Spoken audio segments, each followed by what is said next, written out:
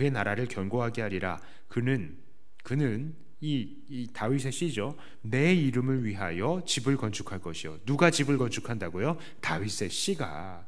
자, 그러니까 예수님의 성전은, 예수님께서 내가 이 성전 다시 건축하겠다 이 말만 했어도 이 말은 그냥 예수님이 다윗의 씨구나 이거를 증거하는 것인데요. 문제는 예수님께서 이 앞에 3일이라는 말을 덧붙이셨다는 것입니다. 자, 그때부터 사람들은 혼란에 빠지죠. 요한복음 2장 20절에 그래서 무엇이라고 이야기합니까? 유대인들이 이르되 이 성전은 46년 동안의 지역건을 네가 3일 동안에 일으키겠느냐 하더라. 자, 그러나 이 예수님께서 하신 말씀이 무엇입니까? 이 성전이라는 것은요, 바로 성전 대신 자신을 가리킵니다 라고 말씀을 하신 거예요. 자, 21절에 그러나 예수는 성전된 자기 육체를 가리켜 말씀하신 것이라. 자, 여기에서도 사람들의 오해와 예수님의 대답이 나오죠. 사람들은 무엇이라고 전반적으로 오해하고 있었습니까? 예수님은 육체로 오신 메시아다라고 이 오해했던 사람들도 있었지만, 여기서 정확히 포커스를 맞추고 있는 사람들의 오해는 성전이었습니다. 성전에 대해서, 자, 예수님은 그냥 사람에 불과하다 이렇게 생각하거나 성전은 성전이다 이렇게 생각을 했지만, 예수님께서는 뭐라고 대답을 하신 거예요? 예수님이 성전이다라는 것을 가르쳐 주시는 것입니다. 당시 사람들에게는 이러한 오해가 있었어요. 예수님은 이스라엘의 나라를 회복할 정치적인 왕이시다. 예수님은 사람일 뿐이시다. 자신들은 하나님 앞에 메시아를 기다리는 백성으로서 예수님에게 이 예루살렘에서 이렇게 딱 적당한 예배, 정확한 예배를 드리고 있다, 이런 식으로 생각을 하고 있었습니다. 그러나 이에 반대로 예수님께서는 이들에게 가르치시는 것이에요. 예수님은 예배를 회복하는 메시아이시다. 왕국을 회복하는 메시아가 아니라 예배를 회복하는 메시아시고 동시에 성전 자신이시다. 예배는 예루살렘의 성전이 아니라 성전 대신 예수님 안에서 드려져야 한다. 예배는 외적인 조건이 아닌 예수님 안에서 드려져야 한다. 그리고 더 나아가서는요, 그게 하나님의 왕국이다. 이거를 가르치시는 거예요. 자, 그렇다면 이 예수님의 이 가르치심 앞에서 오늘날 우리들은 어떠합니까?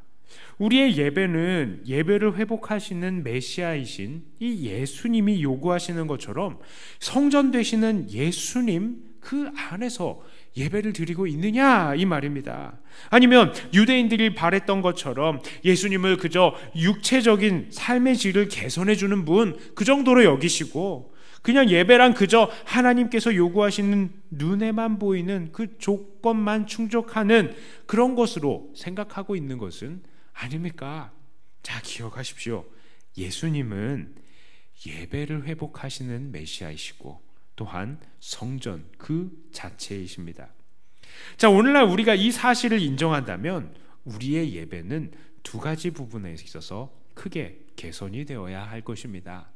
첫째로, 우리는 예배의 외적인 요소를 우상화해서는 안 되는 것입니다. 이 당시 성전은요 정말 수많은 문자적인 요구들이 있었습니다. 꼭 예루살렘으로 와라, 양을 드려라, 비둘기를 드려라, 특별히 흠이 없는 것을 드려라. 그리고 이러한 것들의 조건을 충족하지 않는다면 그 예물들은 배격해버리는 것이죠. 그러나 그들은 이 문자적인 것에 대해서 성취를 요구했으나 정작 사람들이 어떻게 하면 정성으로 예배를 드릴 수 있을까? 어떻게 하면 하나님을 기쁘시게 할까? 이런 고민은 별로 없었던 거예요. 예수님은 예배에 있어서 사람들의 이러한 외적인 조건들을 배격하셨습니다. 만일 우리가 예수 그리스도는 보이지 않으시는 성전이다 라는 그 사실을 인정한다면, 우리가 이 예수님 안에서 예배 드려야 하는 것이다 라는 사실을 정말로 인정한다면, 우리는 문자적인 요구로 장소와 재물의 조건들을 따지는 것이 아니라 우리가 예수님 안에서 하나님을 만날 수 있다, 그 사실에 주목을 해야 한다는 것이죠. 하나님을 만날 수 있는 것은 우리의 어떠한 육체적인 조건을 충족함으로 만날 수 있는 것이 아닌 것입니다. 우리가 어떤 선을 행해서 만나는 것도 아니고요, 돈을 많이 벌어서 만나는 것도 아니고, 이 교회 건물에 나왔다고 해서 만날 수 있는 것이 아니고, 우리가 이 예배 시간에 나와 앉아 있다고 해서 하나님을 만날 수 있는 것도 아닙니다. 현대식 복음성가를 불렀다고 하나님 만날 수 있는 게 아니고, 전통의 찬송가 불렀다고 하나님 만날 수 있는 것이 아니고, 올겐 반주했다고 하나님 만날 수 있는 게 아니고, 기타 쳐가지고 하나님 만날 수 있는 게 아닙니다. 예배 드리러 나올 때에 정장 입었다고 하나님 만날 수 있는 것도 아니고, 찢어진 청바지 입었다고 하나님 만날 수 있는 게 아닙니다. 이것들은요, 다 외적인 요소들이에요. 전부 다 외적인 요소들이에요. 이런 외적인 요소들은 우리가 가지고 있는 우상적인 요소가 될 수 있다는 것을 우리는 깨달아야 합니다. 이러한 것은 예수님이 이미 모두 뒤집어 엎으신 거예요. 이러한 외적인 것은 무너뜨리려고 말씀하십니다. 우리가 하나님을 만날 수 있는 방법은 딱 하나입니다. 그것은 바로 성전 되신 예수님 안에서 예배를 드리는 것입니다. 특별히 요즘은 코로나로 인해서 우리는 이렇게 비대면 예배를 드리고 있습니다.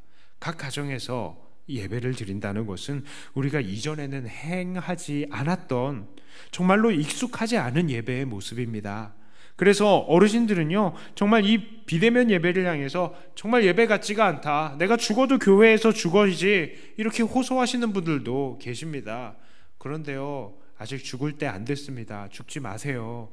아직 그런 식으로 해서 목숨을 거시면 안 됩니다. 자, 하지만 우리가 예수님을 성전으로 삼을 때요, 예수님 안에서 예배를 드릴 때에 하나님은 우리를 만나 주신다는 것, 이것 하나를 붙드셔야 되는 겁니다. 우리는 이 사실을 잊지 않으셔야 돼요. 이게 진정한 예배의 본질인 것입니다. 이러한 모든 외적인 조건들에 대한 편견은 이 예수님이 이 성전을 무너뜨려라 라는 말씀과 함께 다 무너뜨려야 되는 것입니다. 예수님의 말씀들이 정말 우리 안에 거하며 우리가 예수님 안에 거하고 있습니까? 우리는 정말로 참 성전 되시는 예수님 안에서 하나님을 만나고 있습니까? 예수님의 죄 사하심과 공로 때문에 하나님 앞에 담대히 나아갈 수 있다는 그 사실을 믿으십니까? 예수님의 다시 오심에 대해서 확신하고 계십니까? 이러한 확신이 있다면 우리는 성전 되신 예수님 안에서 하나님을 만나고 있는 것입니다. 자, 그러므로 우리는 외적인 것들을 우상화하지 말고 그저 성전이신 예수님 안에 거해야 하는 것입니다.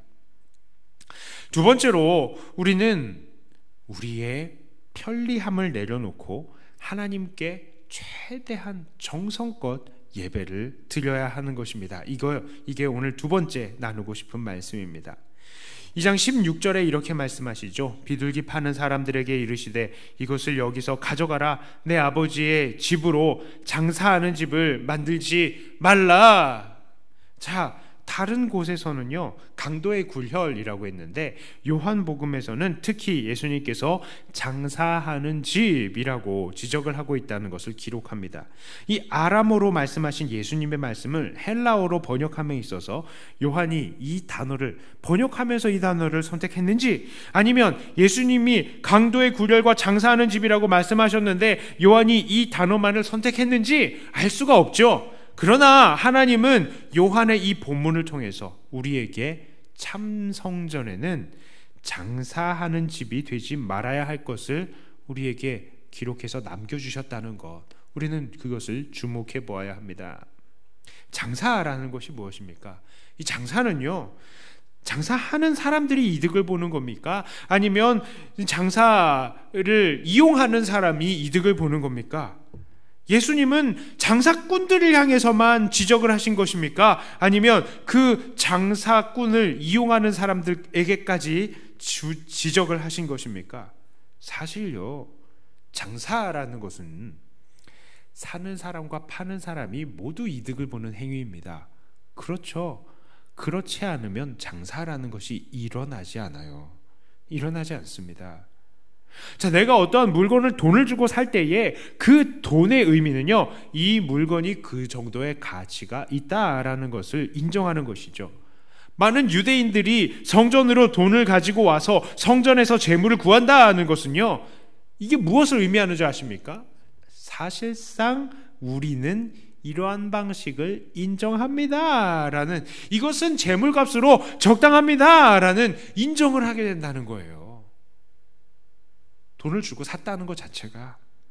만일 이러한 제도에 대해서 하나님의 입장에서 이건 절대로 옳지 못하다라고 그렇게 믿었던 사람들이 있었다면 양을 그 예루살렘 분명히 다른 근처에서 사가지고 잘 보존하고 가지고 왔을 것입니다.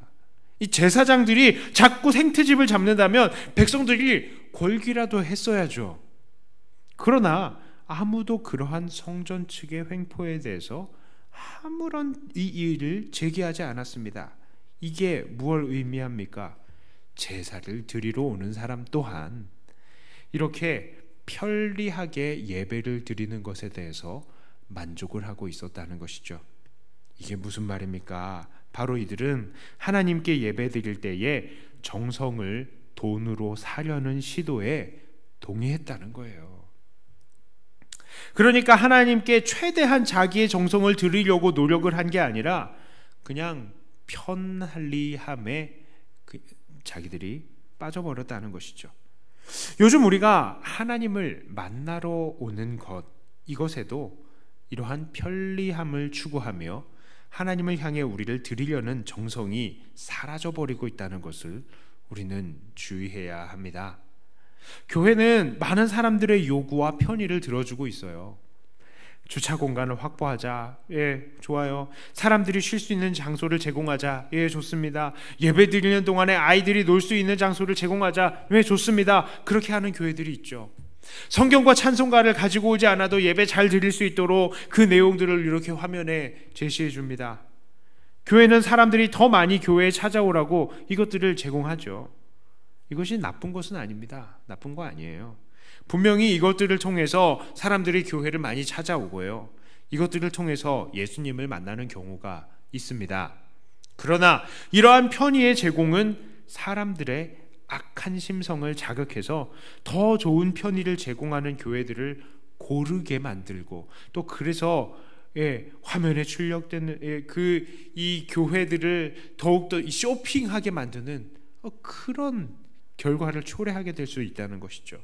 화면에 출력되는 성구와 찬송들의 가사, 이게 좋습니다. 그런데요, 이게 결국에는 사람들이 찬송을 그리고 이 성구를 암송하는 것을 더 잊어버리게 만들 수도 있다는 것, 이것도 깨달아야 됩니다. 어떤 교회는요, 예전에 저 20대 때 교회인데 어떤 교회 예배 드릴 때요, 찬송할 때 불을 다 꺼, 그때는 프로젝트도 없었으니까 불을 다 꺼버리는 거예요. 그러면 찬송가는 어떻게 봅니까? 그런데요, 그 목사님이 이렇게 얘기하시는 거예요. 환난 날에 우리가 혹시나 찬송가, 성경 다 뺏겨버리면 어떻게 말씀 읽고 어떻게 찬송할래? 아주 극단적이지만 정말 도전이 됩니다. 그렇죠. 우리는 찬송가 없으면 노래 못하는 사람이 돼버리면 안 되잖아요.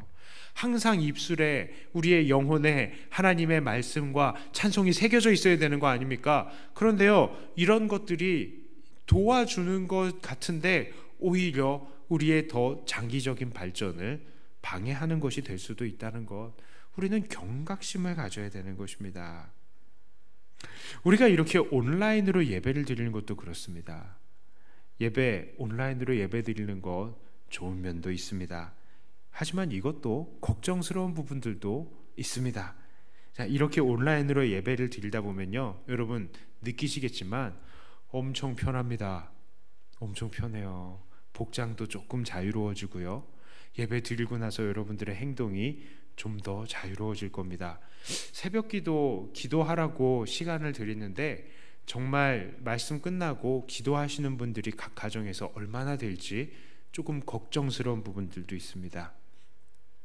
그래서 이 예배를 드리다 보면 정말 편해지고요, 그것이 결국에 우리를 어떻게 만드느냐, 나태하게 만들 수도 있다는 것입니다. 그리고 이제 이 교회도 온라인 예배, 저 교회도 온라인 예배 하지 않습니까? 그러면 여러분, 윤지훈 목사의 설교가 여러분들의 성도 이 마음에 이 반이라도 차겠습니까? 만족이 안 되는 거죠. 자, 그러면 기왕이면 다홍치마 11시에 똑같이 예배를 시작하는 저 부산의 S모 교회에 그 설교를 한번 들어볼까? 띡. 자, 아니면 우리 서울에 그 유명한 교회 목사님 한번 들어볼까? 띡. 이렇게 되면 교회의 공동체성도 다 무너져 내리는 것이죠. 이렇게 우리가 온라인 예배를 드리는 것도 좋은 면이 있지만 이게 편해지다 보면 하나님을 향한 정성을 드린다는 생각보다는 이 예배를 그저 내가 보고 즐기는 것, 마음의 위로안을 받을 수 있는 단 하나의 수단 정도로 인식할 수도 있게 된다는 것입니다. 이거는 문제점이에요. 자, 이것 말고도 교회 안에 편리함 추구는 그런 요소들이 너무나 많이 있습니다. 또 다른 편리함의 추구가 요소가 될 수 있는 것, 저는 헌금이라고 생각합니다. 헌금이요. 무슨 말입니까? 그것은 바로 너무나 많은 사람들이 교회에 헌금을 드리면서 자기가 할 일은 어느 정도 했다라고 생각을 하는 겁니다. 너무나 많은 사람들이 하나님께 드리는 헌신을 쉽게 돈으로 대신하려고 한다는 것이죠. 선교 헌금을 하면서, 건축 헌금을 하면서, 구제 헌금을 하면서, 장학 헌금을 하면서 사람들은요, 정말로 정성을 드린다고 생각을 하고 있습니까? 나를 드린다고 생각을 하고 있습니까? 그저 그냥 해왔던 것이니까 한다라고 하는 것 아닙니까? 돈으로 교회를 청소하는 사람을 살 수 있고요, 돈으로 연주자들을 살 수 있고요, 돈으로 멋진 건물을 꾸밀 수도 있고, 돈으로 하나님께 무언가 눈에 보이는 좋은 것들을 해드릴 수 있죠. 그러나 우리가 하나님과 교회를 위해서 아무리 큰 돈을 쓴다고 할지라도 거룩하신 하나님을 향한 우리의 겸손과 우리의 정성이 들어있지 않는다면 그것은 하나님을 기쁘시게 할 수가 없습니다. 우리는 우리의 드리는 그 돈으로 진정한 예배와 하나님의 성령과 은혜를 살 수는 없는 것입니다. 진정한 예배는 하나님 앞에 우리의 정성이, 우리의 중심이 드려져야 하는 것입니다. 이제 말씀을 정리하고자 합니다. 우리가 하나님을 만나는 곳은 이 교회의 건물이 아니라 바로 예수님 아닙니다. 우리가 하나님께 드리는 것은 외적인 것이 아니라 우리의 정성입니다. 요한복음은, 오늘 본문은 그런 사람들의 오해들을 정리해서 바른 것들을 가르쳐주고 있습니다. 자, 그러면 우리는 어떻습니까? 정말로 예수님 안에서 예배드리고 있습니까? 정말로 하나님께 우리의 정성을 다 드리고 있습니까? 우리는 이 예수님의 안에서 예배를 드리려고 발버둥 쳐야 합니다. 예수님의 죄 용서하심을 의지하면서 장소와 눈에 보이는 조건이 하나님을 만나는 데에 결코 방해가 될 수 없음을 기억하셔야 됩니다. 또한 우리는 이 예수님 안에서 하나님 앞에 최고의 정성을 드리려고 노력하셔야 합니다. 교회는 성도들이 정성과 진심의 예배를 드릴 수 있도록 독려해야 되고요, 또한 성도들은 하나님께 더욱 진실한 예배를 드리려고 노력해야 합니다. 우리가 예배드리는 이곳이 바로 성전 되신 예수님의 안이므로 우리는 최대한으로 우리를 깨끗하게 하며 하나님 앞에 나가야 하는 것입니다. 우리의 편리가 우선이 되는 게 아니라 하나님의 영광을, 이 영광스러운 하나님을 만나 뵙는 것을 사모하는 마음으로 최대한 정성을 들여서 예배를 드려야 하는 것입니다. 여러분, 하나님 앞에 우리가 드리고 있는 정성은 어떠한 것입니까? 예수님 안에서 예배 드리시되 최대한의 정성을 하나님께 바쳐서 예배 드리시는 우리가 되었으면 좋겠습니다. 예수님이 성전이십니다. 바로 이 예수님을 성전 삼으시고 성전 되신 예수님 안에서 정말 정성된 예배로 하나님을 기쁘시게 하는 저와 여러분, 사랑하는 백동교회 성도님들이 다 되시기를 주님의 이름으로 축복합니다. 기도합니다. 하나님 아버지, 우리가 깨달아야 할 것은 우리 하나님을 만나는 것이 이 건물이 아니고 외적인 요소들이 아니고 바로 예수님의 안이라는 것을 우리가 배웠고, 또한 우리가 예배 드릴 때에 우리의 모든 정성을 다해서 예수님 앞에 나아가 하나님 앞에서 예배 드려야 한다는 것을 우리가 다시 도전받았습니다. 하나님, 우리가 이 시점에서 이렇게 예배 드릴 수 있는 방법들은 무엇이겠습니까? 우리들에게 지혜를 주시고 이 환경 속에서도 최고의 예배를 하나님께 드릴 수 있는 우리들이 되게 하여 주시옵소서. 우리에게 지혜가 없사오니 우리에게 지혜도 주시고, 우리 백동교회에 정말 아버지 하나님께서 기뻐하실 만한 그런 아름다운 예배를 올려드리는 아름다운 교회가 되게 하여 주시옵소서. 예수님 이름으로 기도드리옵나이다. 아멘. 자, 우리 각자 받은 말씀도 생각하시면서 이런 교회 되게 하소서 함께 찬송하시고요. 헌금에 대해서 어떤 분들은 이렇게 얘기하십니다. 헌금을 온라인으로도 드릴 수 있게 해주시면 좋겠다, 이렇게 얘기를 하시는 분들도 계시는데, 이 재정하시는 이 집행하시는 분들이랑 몇 번 얘기를 해보니까 이게 통장이 이렇게 금액이 들어가고 나오고가 좀 복잡하기 때문에 계좌를 하나 새로 개설하는 게 어떻겠느냐, 이렇게 얘기를 하시더라고요. 그런데 지금 이게 몇 주나 더 갈지 모르겠어요. 그래서 한 주 정도 더 가는 거면 그냥 여러분들이 헌금을 가지고 계시든지 아니면 자율적으로 하시면 되겠습니다. 그렇게 해서 헌금을 하는 게 어떤가, 그렇게 여겨집니다. 그렇게 알아주시고, 헌금을 내시고 싶다 그러면 글쎄요, 제가 어떻게 방법이 없습니다. 헌금은 저를 통해서 하시면 제가 따로 연락을 드릴 수 있을 겁니다. 자, 함께 이런 교회가 되게 하소서 찬송으로 우리 하나님께 영광을 돌리겠습니다.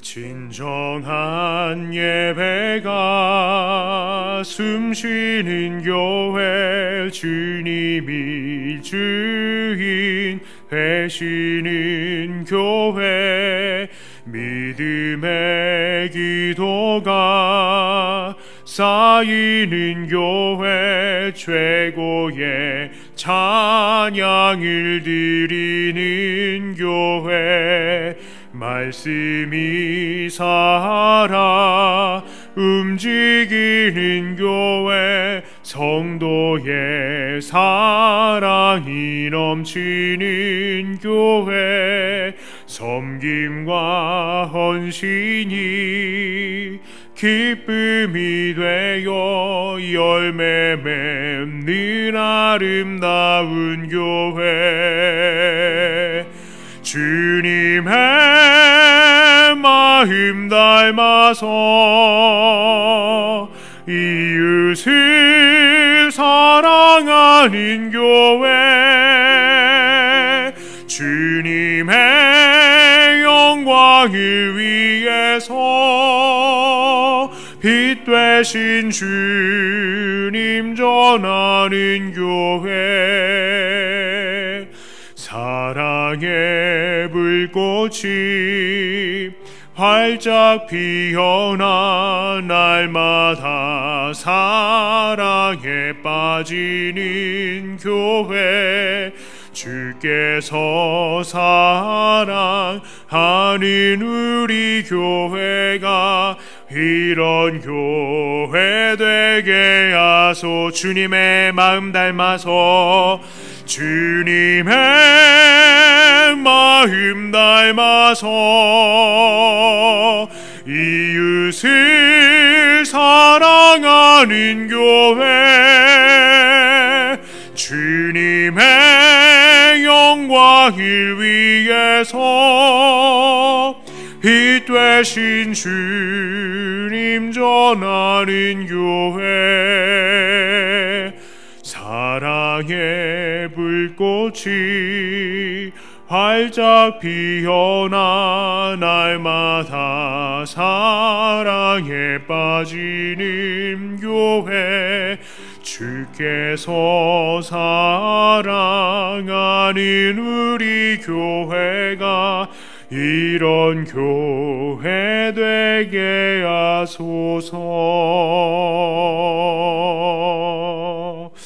잠시 기도합니다. 하나님 아버지, 우리 비록 하나님 앞에 헌금을 드리지 못했지만 그러나 우리가 우리를 하나님 앞에 드리면서 찬송했습니다.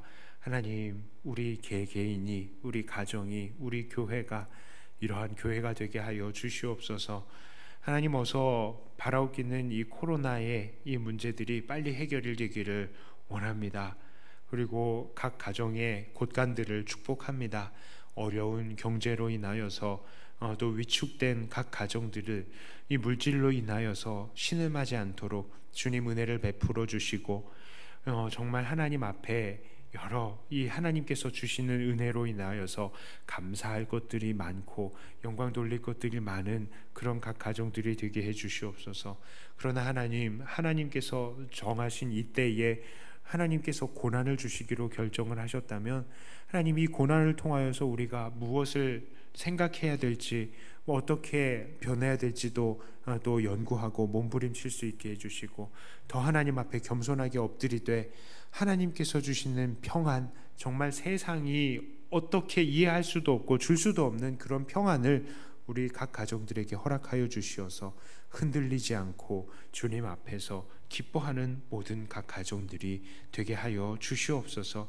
온전한 교회, 하나님께서 기뻐하시는 우리들 교회가 되기를 원하며 우리 주 예수님 이름으로 간절히 기도드리옵나이다. 한 번 더 기도합니다. 이제는 우리 주 예수 그리스도의 은총과 아버지 하나님의 놀라우신 사랑하심과 성령님의 위로 감동 교통하심이, 예수님께서 성전이신 줄을 알고 또한 그 성전 되신 예수님 안에서 우리의 모든 정성을 다하여서 예배를 드려야 한다는 것을 깨닫고 그렇게 예수님 안에서 정성으로 예배드리기를 소원하는 주님의 복된 우리 각 가정에 모인, 그리고 이 자리에 고개 숙인 모든 사랑하는 백동교회 성도들 위해 이제로부터 영원토록 함께 있을지어다. 아멘.